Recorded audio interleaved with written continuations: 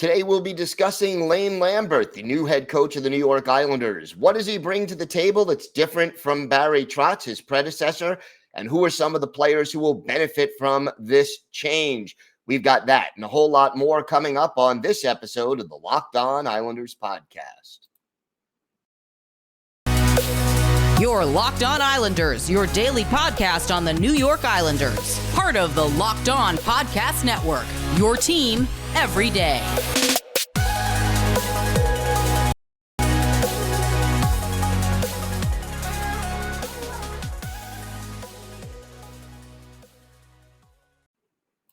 And welcome, everybody, to the Monday edition of the Locked On Islanders podcast. Hope everybody had a great weekend. So glad you could be here and be part of the Locked On Islanders family. And thank you for making Locked On Islanders your first listen every day. We are free and available on all platforms.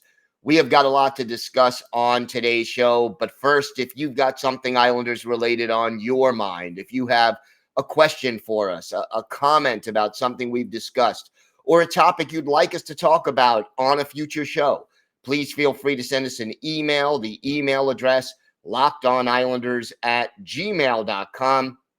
And if you leave your first name and where you're from, we are happy to mention you on the show when we discuss whatever it is that's on your mind. You could also follow the show on Twitter at Locked On Isles, and you could follow me, Gil Martin, on Twitter at Ice Wars, NYR VSNYI.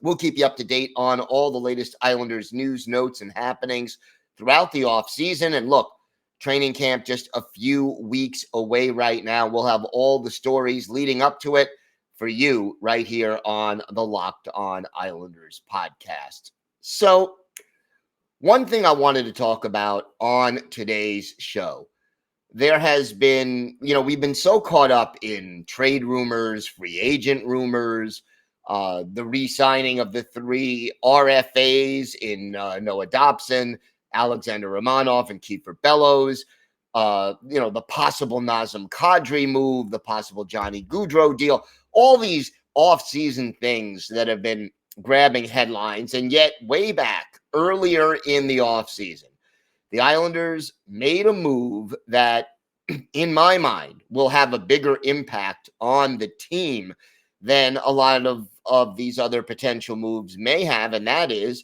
the Islanders have a new head coach, Lane Lambert, taking over that position for Barry Trotz. And I guess it's a little bit of a surprise still that Trotz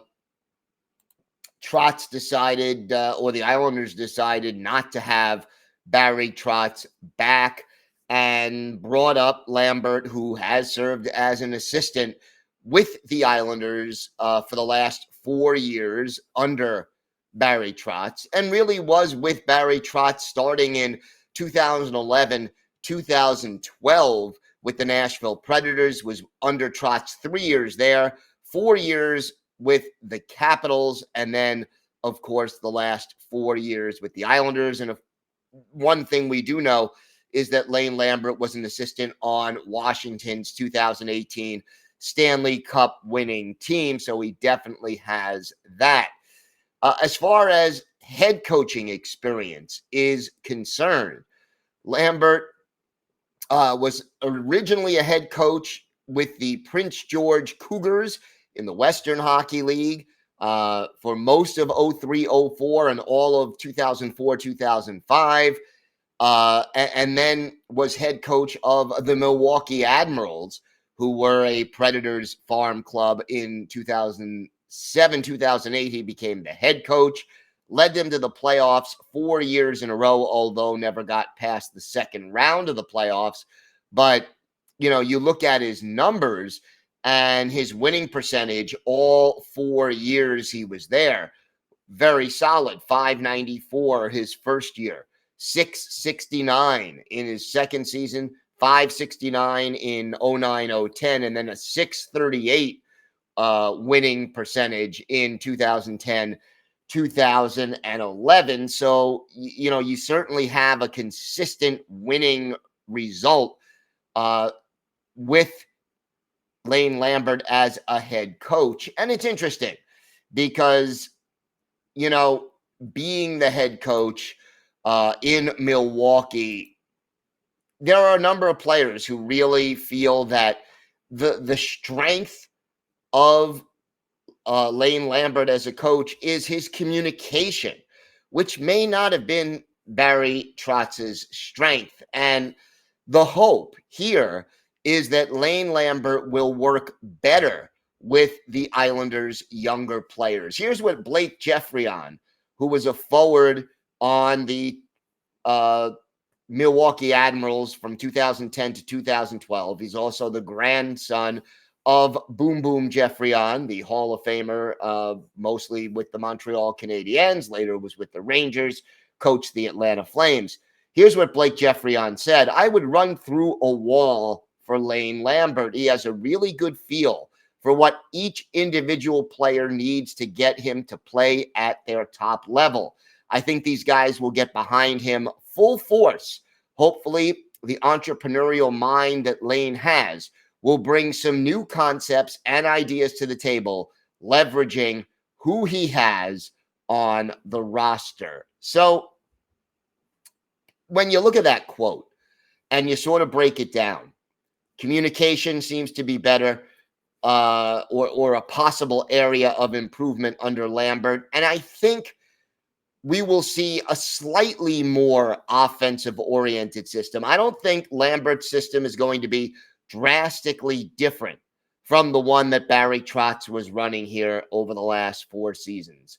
But I don't know if it will be quite as regimented as Barry Trotz's was. And while that did bring the Islanders success, especially in the playoffs, the last, 3 seasons before 2021, 2022, it also came with a lot of responsibility. And there is sort of a difficulty factor, especially for younger players, to learn that system and to adjust to that system, because one player not being in the right spot can really cause a breakdown for the Islanders under the Barry Trotz system. And I think Lane Lambert is going to try to minimize some of that exactness that is needed in the system and maybe bring in a little more flexibility and make it a little bit easier, hopefully, for some of the less experienced players in that system to excel on this team going forward. And the thing that's encouraging to me from the Blake Jeffrion quote is the ability that Lane Lambert possesses to address a way to motivate each player differently. I think in the modern NHL, where individuality is a lot more accepted than it was 10, 20, certainly 30 years ago, it makes that skill becomes more important for a head coach. And hopefully that ability of Lane Lambert's will have a positive effect on the Islanders this year. So we're going to continue our discussion of what a difference Lane Lambert could and should make, including some of the players who very well could benefit from the new head coach of the New York Islanders in Lane Lambert. We've got that and a lot more still to come on this episode of the Locked On Islanders podcast. Are you one of those people who thinks it's okay to drive stoned? What's the worst that could happen? You could end up driving below the speed limit. It's no big deal, right? Wrong. The truth is your reaction times slow way down when you're high. You not only put yourself in danger, but everyone around you. Talk about a buzzkill. Stop kidding yourself. It's not okay to drive high. If you've been using marijuana in any form, do not get behind the wheel. If you feel different, you drive different. Drive high, get a DUI. So who are some of the players on this Islanders roster who could benefit from the coaching change that was made this offseason. I think there are several, and I think that it could make a very big difference because we've talked about the importance of the New York Islanders improving from within. After last week's press conference by Lou Lamoriello, we know the Islanders are not bringing in any big names right now. The team we've got is going to be more or less the team we're sticking with. But can the change to Lane Lambert help some of these players who clearly struggled last season have better years this year? I think if there is a slight uptick in the ability of players to be a little bit more offensive minded, I think Matthew Barzal immediately benefits from that. I think Barzy, we saw what he did the one season that he did not play in the NHL under Barry Trotz. And statistically, even though he wasn't as well-rounded a player, statistically, he was better offensively than he was under Trotz. And I think while we won't see him go back to being an 85, 90 point a year guy, if we can get him into the 70s, let's say 70 to 75 point range, 20 goals, 50 assists, let's say, give or take, that would be a big boost for this Islanders team. I think that a player like Anthony Beauvillier, who clearly slumped last year, only scored 12 goals and 34 points in 75 games, that's not going to get it done. If Bo is going to reestablish himself as a second line forward, he's got to produce more than that. And even as a third line forward, only producing 34 points in 75 games, that's kind of low end. You want a guy like Anthony Beauvillier in the 40 or 50 point range for a season, and he's capable, as we've seen, of a lot more. And I think if, we've seen what Bo can do, especially in the two long playoff runs that the Islanders made in 2020 and 2021. So if the motivation aspect of Lane Lambert's skill set can get Beauvillier out of that slump he had last year and motivate him, clearly he can bounce back and have a better season. Then I think the two biggest names on this list that you absolutely have to consider, and I think they are critical names, and that is obviously Oliver Wahlstrom and Kiefer Bellows. Love him or hate him, Barry Trotz clearly had trouble integrating younger players into the Islanders lineup. And Oliver Wahlstrom definitely was disappointing last year. Got off to a hot start in October and November, but finished the season with just 13 goals and 24 points in 73 games. Saw his ice time curtailed significantly. And yeah, Barry Trotz was trying to give Oliver Wahlstrom that tough love that you want to see him, improve, but doing it with discipline and with tough love. Perhaps the different motivational style that Lane Lambert brings to the table can help free up Oliver Wahlstrom to play better, play with more confidence. And I think part of the thing about Wally, you want to see him do more things when he doesn't have the puck. And I think that what he can do without the tough love and the negative pressure, under Barry Trotz, it always seemed to be don't screw up defensively. And maybe a more positive approach could bring out something better in Oliver Wahlstrom and give him a little bit more confidence. Again, with Kiefer Bellows, I think we've seen flashes of what Bellows can do, but we know power forwards take a little bit longer to develop, that power forwards need time to grow into their body and mature physically and put on a little bit more muscle to their frame in order to excel in the NHL. It's the difference when you're playing against teenagers and grown men. We are running out of time as far as Kiefer Bellows is concerned. He is not a kid anymore. Kiefer Bellows right now is 24 years old.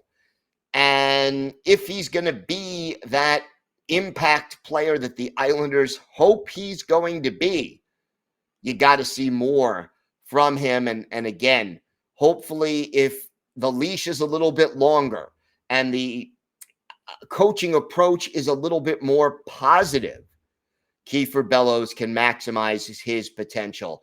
Look, the former first-round pick has played 67 NHL games over 3 seasons. He has 11 goals and 25 points. You put that over an 82-game season, you're talking about maybe 14 goals and 30 points.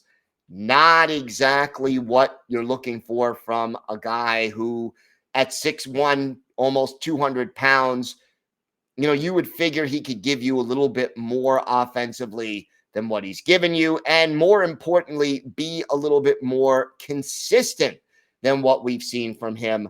Hopefully that will be the case, and that Lane Lambert can sort of help the light turn on a little bit more for Kiefer Bellows, who doesn't just have to do it for a game or 2 or 3 at a time, but really has to have, 5 out of 6 good games over the course of an 82-game schedule, and hopefully that can happen.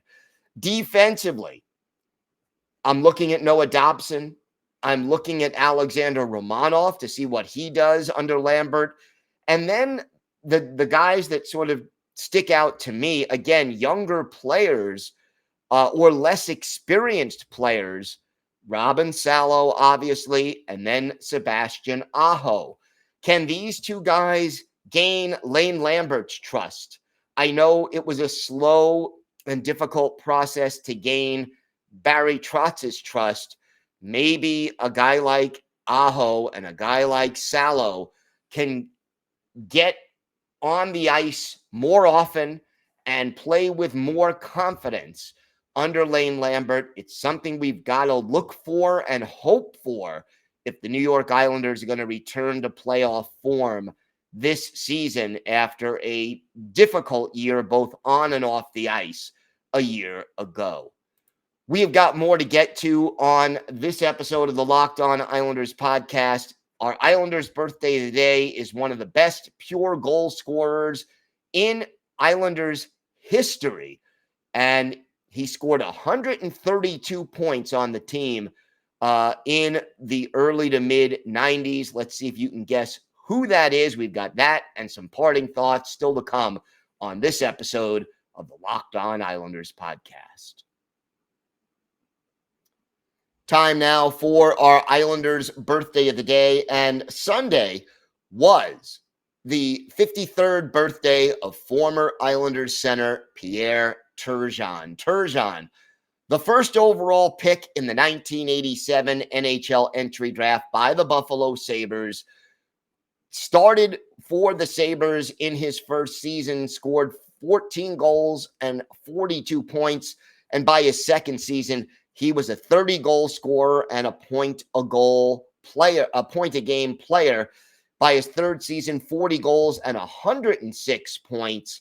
But he comes over to the Islanders in the Pat LaFontaine deal and immediately becomes the focal point of the New York Islanders offense. He played 69 games for the Islanders in 1991-92, had 38 goals and 87 points that year. In 92-93, 58 goals and 132 points. That's an incredible offensive total in one season in 83 games for Pierre Turgeon and his injury in the 1993 playoffs after that brutal attack by Trent Hunter definitely hurt the Islanders that year. He still had 13 points, 6 goals, 7 assists in 11 playoff games for the Islanders that year. In 93-94, he had 94 points in 69 games and then was traded midway through the 94-95 season to the Canadiens. And still, he only had 13 goals, 27 points in 34 games for the Isles before the trade. Later played for the Canadiens, the Blues, the Dallas Stars, and the Colorado Avalanche before hanging up his skates after the 06-07 season. 1,294 career games in the NHL for Pierre Turgeon, 515 career goals, 1,327 points, and only 452 penalty minutes. And he got it done in the postseason, too, in 109 playoff games, 35 goals, and 97 points. Not quite as prolific as he was in the regular season, but, and we all know this, it's tougher to be as productive offensively in the playoffs, less room, tighter checking, everybody more aggressive out there. We're going to go back and look at one of Pierre Turgeon's better games as an Islander. We take you back to February 20th, 1992 at the Nassau Veterans Memorial Coliseum. The New York Rangers are the visitors. Future Islander John Van Beesbrook, the goalie for the Rangers. Glenn Healy, a future Ranger, is the goalie for the Islanders. And it was the Islanders getting on the board first. Adam Creighton, his 17th from Dave McElwain, 11 minutes, 16 seconds into the game. Islanders up 1-0. Then with Joe Sorella of the Rangers off for hooking, Turgeon, our Islanders' birthday of the day, Pierre Turgeon, his 31st of the year. Derek King and Steve Thomas with the assist at 16:35.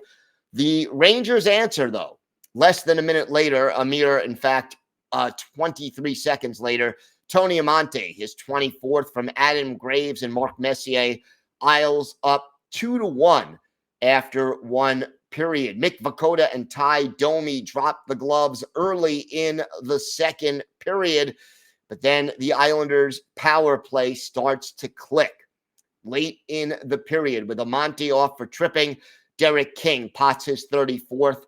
Our Islanders' birthday of the day, Pierre Turgeon with an assist. Steve Thomas, the other. Time of the goal, 15:22. Then with future Islanders player and coach Doug Weight off for unsportsmanlike conduct, Pierre Turgeon, his second of the game, 32nd of the year. King and Tom Curvers with the assist at 17:39. And then with Ty Domi off, Steve Thomas on the power play, his 16th. Turgeon and Jeff Finley with the assist at 19:21. 5-1 Islanders after two periods. Rob Zalmaner, his first from Brian Leach at 3:43, gets the Rangers to within 5-2, but Pierre Turgeon closes out the scoring. His 33rd of the year, third of the game, give him the hat trick. Benoit Hogan, Derek King with the assists. Overall, 31 saves for Glenn Healy in this game. In a game, the Islanders were outshot 33-29. But for Pierre Turgeon, our Islanders' birthday of the day, 3 goals, 5 points, 5 shots on goal. And yes, a very strong overall performance. One of many he had for the Islanders, one of the most dynamic players out there. Just really, fast, skilled, great hands, could really stick handle very well. Not only could he put the puck in the net, but he really was good at setting up his teammates. So happy 53rd birthday to Pierre Turgeon. It was actually Sunday. He is our Islanders' birthday of the day. So what do you think about the situation with the new head coach, Lane Lambert? Will his arrival help the New York Islanders and get some of those younger players especially motivated and playing more to their potential than they did under Barry Trotz. Love to hear your feedback about that. You could comment on our YouTube page. You could also comment on Twitter or send us an email at lockedonislanders@gmail.com. You know, it really could be something that is very important and necessary for this team if they are going to make a return to the playoffs this year.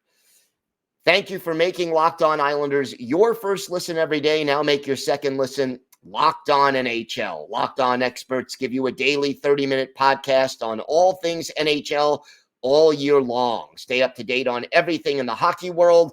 Locked On NHL, your daily 30-minute NHL podcast.